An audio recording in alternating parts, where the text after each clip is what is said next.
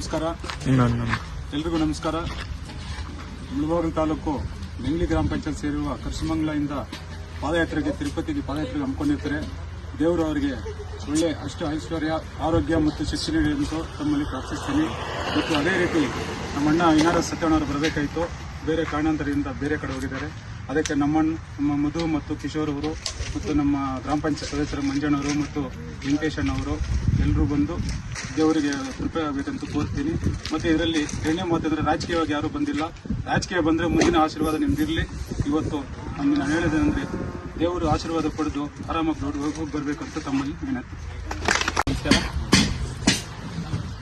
ಇವತ್ತೇನು ನಮ್ಮ ನಂಗ್ಲಿ ಗ್ರಾಮ ಪಂಚಾಯತಿ ಕೆರ್ಸಮಂಗಲ ಗ್ರಾಮದಿಂದ ಪ್ರತಿ ವರ್ಷದಂತೆ ಈ ವರ್ಷನೂ ಸಹ ತಿರುಮಲ ಪಾದಯಾತ್ರೆಯನ್ನು ಹಮ್ಮಿಕೊಂಡಿರುತ್ತಾರೆ. ಸುಮಾರು ಒಂದು 100 ಜನ ಕೆರ್ಸಮಂಗಲದಿಂದ ನಿನ್ನೆ ಬೆಳಗ್ಗೆ ಪಾದಯಾತ್ರೆಯನ್ನು ಪ್ರಾರಂಭಿಸಿ ಇವತ್ತು ಇನ್ನೇನು ಆಲ್ಮೋಸ್ಟ್ ತಿರುಪತಿ ಹತ್ರ ಬಂದಿದ್ದಾರೆ. ಅವರಿಗೆ ಕಳೆದ ಬಾರಿ ಅಂತ NRS ಸತ್ಯನವರು, ರೋಟರಿ ಅಧ್ಯಕ್ಷರು ಹಾಗೂ JDS ಮುಖಂಡರಾದಂಥ NRS ಸತ್ಯನವರು ಕಳೆದ ಬಾರಿ ಅಂತೇನೋ ಈ ಬಾರಿಯೂ ಸಹ ಅವರ ತಮ್ಮ NRS ಮಂಜಣ್ಣವರ ಮುಖಾಂತರ ಅವರ ಕೈಯಲ್ಲಾದಷ್ಟು ಅವರು ಒಂದು ಆರ್ಥಿಕವಾಗಿ ಒಂದು ಊಟಕ್ಕೋ ಯಾವುದಕ್ಕಾದ್ರೂ ಸಹಾಯವಾಗುತ್ತೆ ಅಂತ ಹೇಳ್ಬಿಟ್ಟು ಅವರ ಕಡೆಯಿಂದ ಒಂದು ಸಹಾಯ ಮಾಡಲು ಬಂದಿದ್ದಾರೆ. ಅವ್ರು ನಾವು ಧನ್ಯವಾದ ತಿಳಿಸ್ತೀವಿ. ಅದೇ ರೀತಿ